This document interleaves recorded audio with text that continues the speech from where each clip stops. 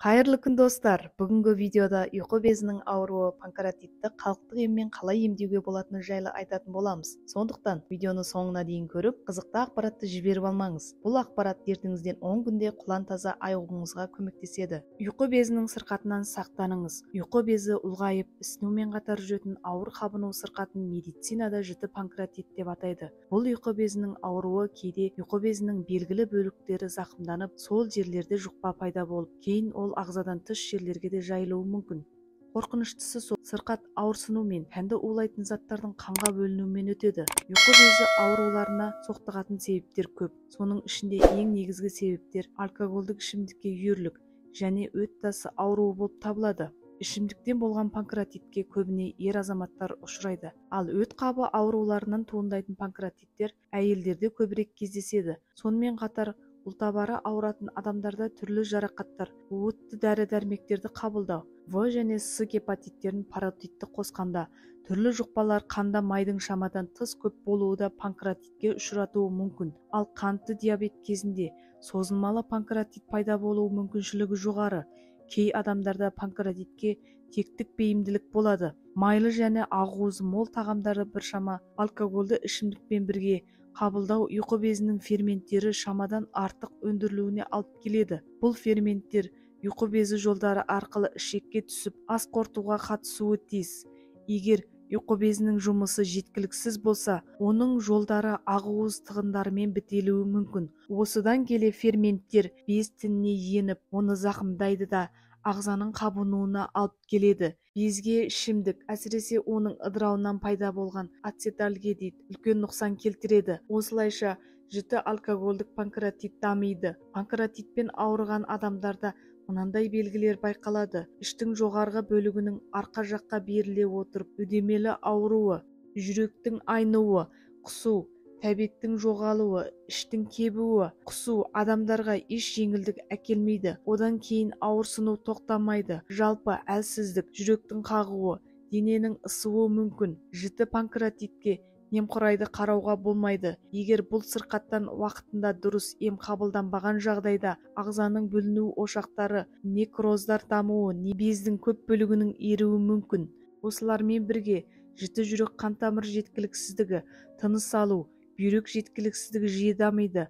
Бұл аталған белгілердің салдарынан адам ауруының алғашқы күндерінде өліп кетуі мүмкін. Жіті панкреатит басталғаннан бір аптадан соң сырқаттың қаза болуына ұйқы безінде және оны қоршаған ағзаларда жұқпаның дамуы себеп болады. Асқынған сырқатпен қатар асқазан мен ішекте көбіне ойық жаралар пайда болып, олардан қан кетеді. Жіті панкреатит белгілері байқалған жағдайда шұғыл дәрігерге барыңыз. Ол сізді міндетті түрде ауруханаға жатқызуы мүмкін. Ол жерде ауруды басатын шаралар жасалып, ағзаны тазартатын қарқынды ем жүргізіледі. Егер ұйқы безінде бүліну ошақтары болса, ота жасалуы тиіс.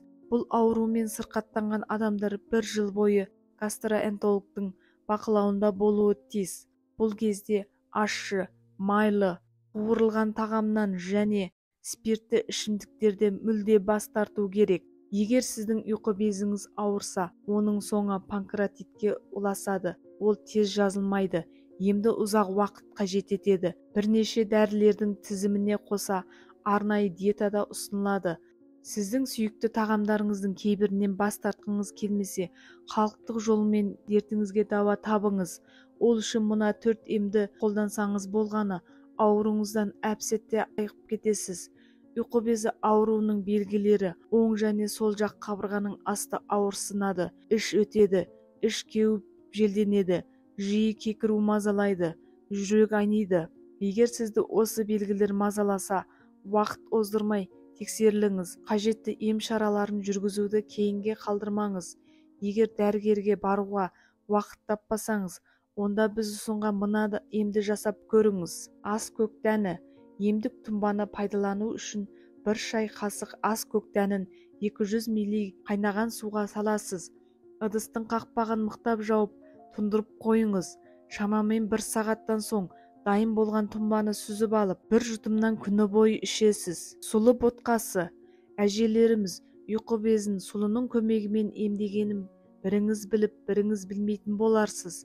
Сұлының пайдасы. Сұлының қайсы түрі болса да ұйқы безіне шипа болатын қасиетке ие екендігін дәлелденген. Ем үшін 1 литр суды отқа қоясыз. Қайнап шыққан соң жарты кесе сұлы ұнтағын салыңыз. Баяу отта 10-15 минутта қайнау керек. Белгіленген уақыттан соң отын өшіріп, ыдыстың қақпағын жауып қоясыз. Дайын болған ботқаны таңға асқа жейсіз. Емді күніне таңертең 1 апта үзбей жүргізесіз. Лимон мен сарымсақ. Бұл рецепте ұйқы безі ауруына ем болады. Оны дайындау үшін 2-3 дана лимон, 3 бас сарымсақ, панкратиттен біржолата құтылғыңыз келсе, осы емді қоспаны әзірлеңіз. Алдымен қажет заттың бәрін тазалап жуып, блендермен ұсақтайсыз. 1 келкі езілген қоспаны шыны ыдысқа салып, тоңазытқышқа қойыңыз. Дайын болған қоспаны тамақтан 15 минут бұрын қабылдайсыз. Емді 3 ай жалғастырасыз. Сосын 2 ай үзіліс жасап, саулығыңызға қарай емді жалғастырасыз. Қара құмық. Ұйқы безі ауруына қарсы тұратын қара құмық екенін білесіз бе? Бойыңызды билеген аурудан 10 күнде құлантаза айығасыз. Ол үшін 10 күн бойы кефирге бұқтырылған қара құмық жеуге әдеттеніңіз. Ботқаны дайындау үшін 1 стакан қара құмық жармасына 0,5 литр кефир құясыз. Қақпағын жауып, түнге қалтырасыз. Таңертең жақсылап жидектелген қара құмықты таңға асқа жейсіз. Егер тым көп тамақ жеуге үйренбеген болсаңыз, бұл мөлшерді 2-ге бөліп, таңертең және кешке жеуге де болады. 10 күннен соң емді тоқтатасыз. Арада 10 күн өткізіп қайта жалғастырасыз. Ардақты оқырман, бұл әдісті қолданғаннан кейін 2-3 күнде нәтижесін көресіз.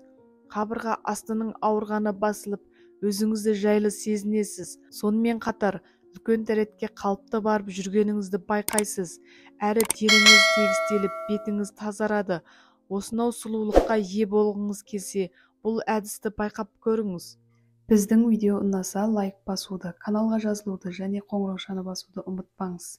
Осы видеоны достарыңызға, туыстарыңызға жіберіп, олардың да дені сау болуына септігін тигізіңіз. Келесі видеода кездескенше сау саламат тұрыңыздар.